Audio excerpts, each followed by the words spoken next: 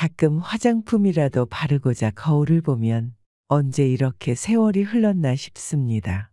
백옥 같은 피부에 분 바르던 게 엊그제 같은데 김이며 주름이며 탄력이 하나 없습니다. 그래서인지 어느 순간부터 거울도 잘 보지 않습니다. 밥 먹을 때면 나도 모르게 식탁에 밥풀이 튀어 있고 옷에 국물이 묻어 있습니다. 온전히 잘 먹은 것 같은데 언제 이렇게 흘러내렸는지, 언제 이렇게 나이가 든 것일까요? 아직 마음은 청춘인데 나이는 숫자에 불과하다고 말하고 싶은데 내 모습을 보니 차마 그 말이 입 밖에 나오질 않습니다. 이제는 주변에서 심심치 않게 이런 이야기도 들려옵니다. 어느 집 할머니는 요양원에 갔다더라. 요양병원에 들어가셨다더라. 자식네 들어가서 살려다가 눈치 보여서 그냥 요양원으로 갔다더라. 당연히 내 얘기는 아니겠지. 우리 자식들은 안 그렇겠지 싶다가도 제대로 준비해 놓지 않은 노후에 불안감이 드는 건 어쩔 수 없나 봅니다. 내가 뭘 그렇게 잘못 산 것일까요? 말년을 요양원에서 보낼 수 있다고 하니 화가 나면서도 눈물이 흐를 것 같습니다. 오늘은 요양병원 의사가 말하는 요양병원에서 눈물 흘리는 부모 이야기와 요양원에 가지 않고도 노년을 잘 보낼 수 있는 지혜를 법륜 스님의 말씀에서 찾아보고자 합니다. 요양병원 의사 선생님의 글. 요양병원에 면회 와서 서 있는 가족 위치를 보면 촌수가 딱 나옵니다. 침대 옆에 바짝부터 눈물 콧물 흘리면서 이거저거 챙기는 여자는 대부분 딸입니다. 그 옆에 뻘쭘하게 서 있는 남자는 대부분 사위일 확률이 높습니다. 문간쯤에 서서 먼 산 보고 있는 사내는 아들이 대부분입니다. 복도에서 휴대폰 만지작 거리고 있는 여자는 며느리지요. 부모를 요양병원에 맡기자고 하는 것도 보통은 아들입니다. 병원에서 근무하며 느꼈던 것은 그래도 이따금씩 찾아와서 살뜰히 보살피며 준비해온 밥이며 반찬이며 죽이라도 떠먹이는 자식은 대부분 딸이라는 것입니다. 딸이라고 아들이라고 모두가 그런 것은 당연히 아닙니다. 하지만 대개 아들놈들은 침대 모서리에 잠시 걸터 앉아 딸이 사다 놓은 음료수 하나 까먹고 이내에 사라집니다. 밀린 숙제를 하러 온 것 마냥 부모님을 보러 온 지 5분 만에 사라지는 자식들도 많습니다.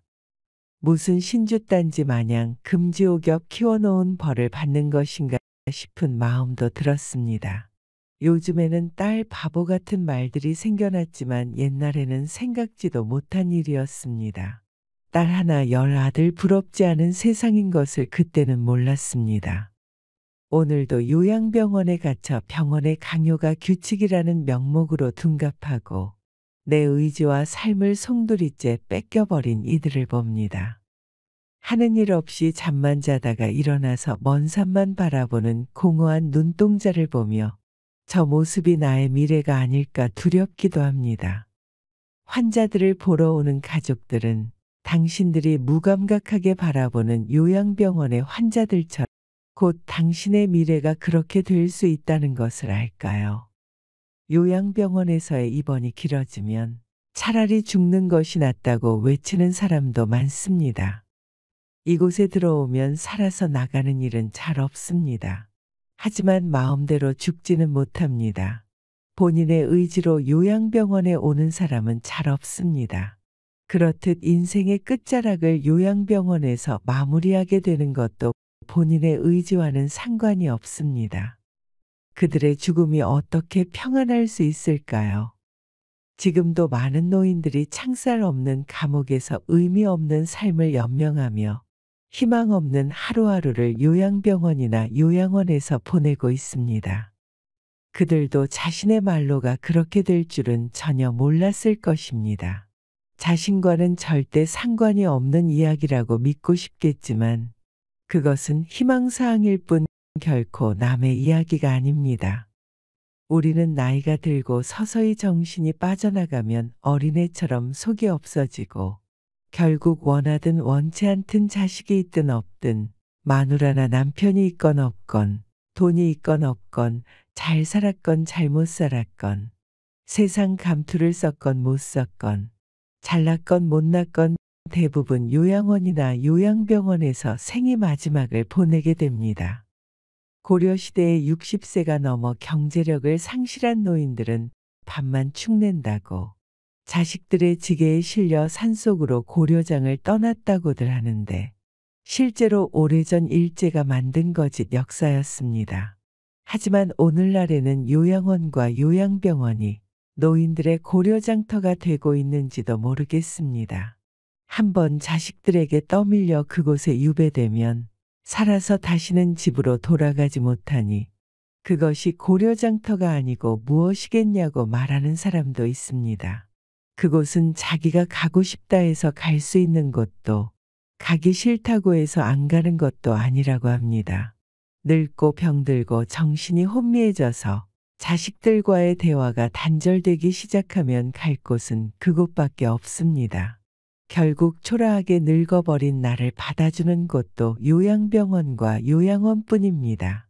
자식들도 살기 힘들다고 합니다. 그래서 산 사람들은 살아야 한다며 부모 스스로 오시는 분들도 있습니다. 이런들 저런들 어쩌겠습니까? 그래도 내 정신 가지고 사는 동안이라도 맛있는 거 먹고 가고 싶은 곳 가보고 보고 싶은 거 보고 하고 싶은 것 하면서 즐겁고 재미있게 살아야지 합니다. 내게 주어진 시간을 헛되이 보낼 수는 없으니까요. 담담하지만 남일이 아닌 것처럼 써내려온 의사 선생님 글에서 많은 쓸쓸함이 묻어나는 것 같습니다. 제가 영상을 준비하면서 눈물을 꼭꼭 참은 글이 있습니다. 어느 한 할머니께서 요양원에 입원하기 전 자식들에게 남긴 편지입니다. 내 사랑하는 아들, 딸들아. 언젠가 우리가 늙어서 약하고 지저분해지거든 인내를 가지고 이해해다오. 늙어서 음식을 흘리면서 먹거나 옷을 더럽히고 옷도 잘 입지 못하게 되면 내가 어렸을 적 먹이고 입혔었던 시간들을 떠올리면서 미안하지만 참고 받아오. 늙어서 말을 할 때 했던 말을 하고 또 하더라도 말하는 중간에 자르지 말고 끝까지 들어주면 좋겠다. 내가 어렸을 때 좋아하고 듣고 싶어 했던 이야기를 네가 잠이 들 때까지 셀 수 없이 되풀이하면서 들려주지 않았니? 훗날에 혹시 목욕하는 것을 싫어하면 너무 부끄럽게 하거나 타박하지는 말아다오.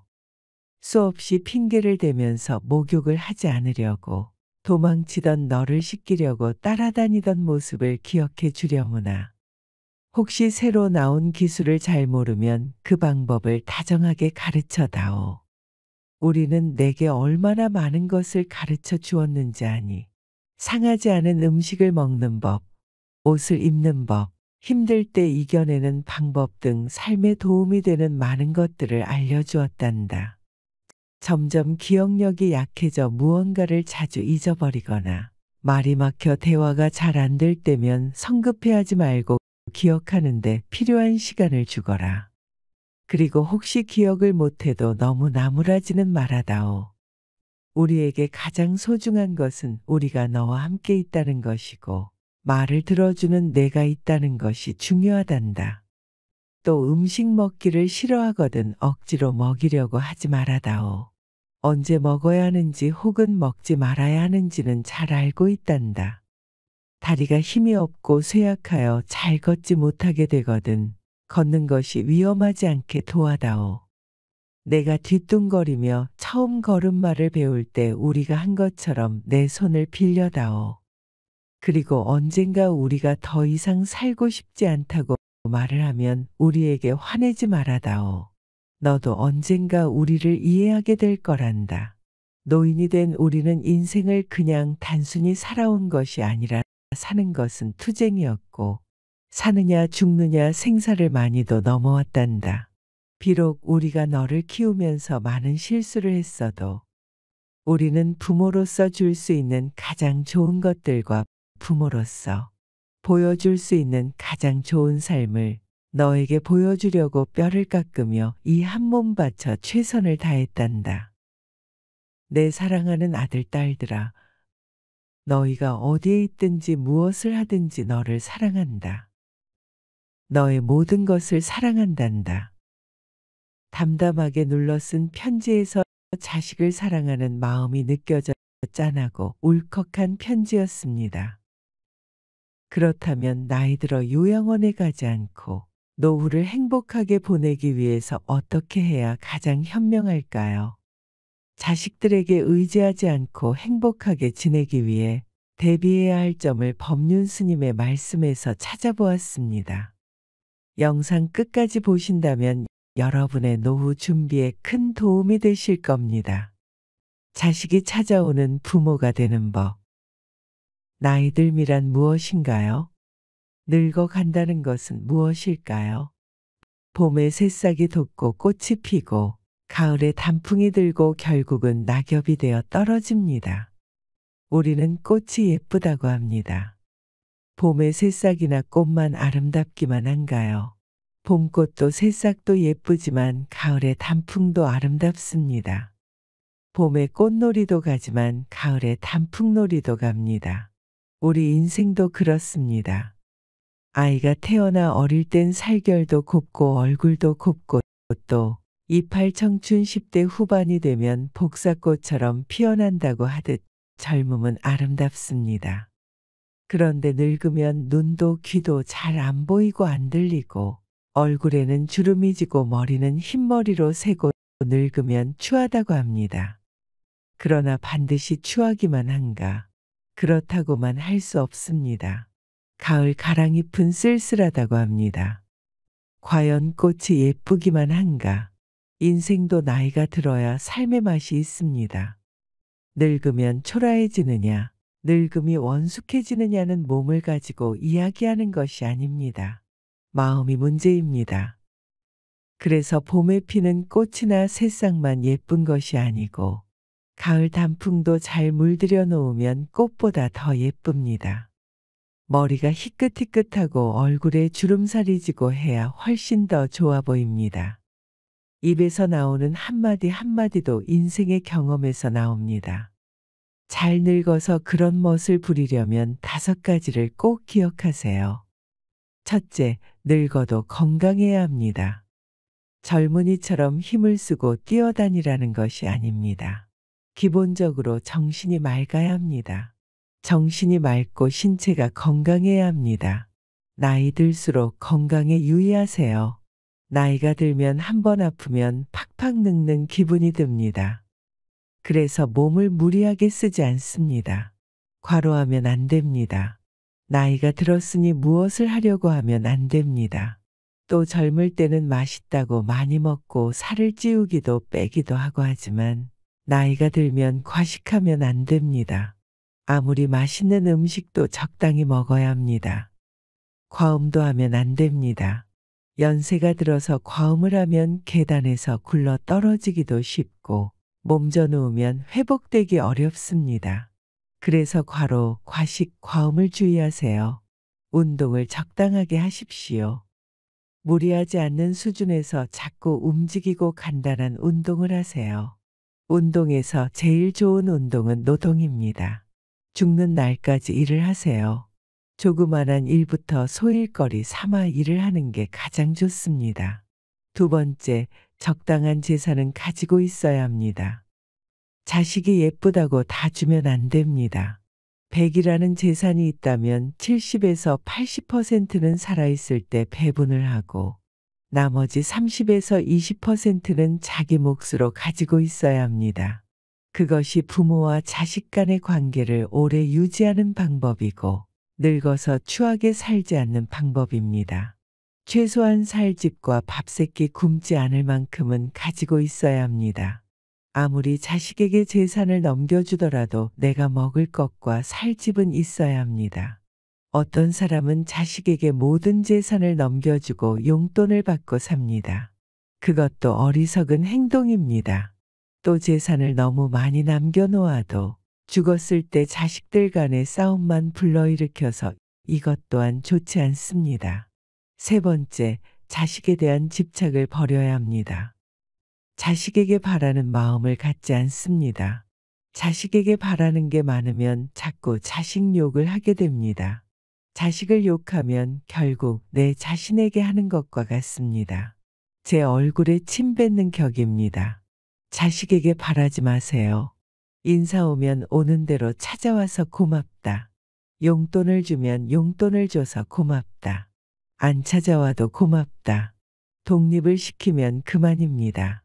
이게 다 자연의 이치입니다. 바라는 마음이 없으면 원망하는 마음이 없기 때문에 자식은 모두 다 효자입니다. 네 번째, 자식에게든 젊은 사람에게든 잔소리를 하지 마세요. 잔소리하지 않으면 늘 보살핌을 받습니다. 자식과 같이 살아도 잔소리를 하지 않으면 자식이 보살핍니다. 잔소리를 많이 하면 대부분 자식이 잘 안 찾아옵니다. 남의 인생에 간섭을 하면 안 됩니다. 자식이 20살이 넘으면 동등한 사회 구성원임을 인정해야 합니다. 이래라 저래라 하는 것이 부모의 특징이기도 하고 노인의 특징이기도 합니다. 노인이 인생을 아름답게 살기 위해서는 잔소리를 하지 않아야 합니다. 의사 전달의 말은 해야 하지만 남의 인생에 간섭하는 시비 분별의 말은 하지 마세요.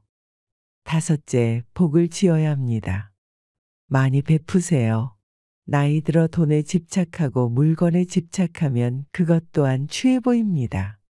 그래서 나이가 들면 너그러워지고 형제간 친구간에 서로 나눠주세요. 어차피 죽을 때는 가져가지 못합니다. 살아있을 때 나눠줘야 선물이 됩니다. 가진 것을 나누고 많이 베푸세요. 그래야 아름답습니다. 봄꽃도 아름답고 잘 물든 단풍도 아름답습니다. 나뭇잎이 떨어져서 죽어가는 것은 오직 잘 물든 단풍밖에 없습니다.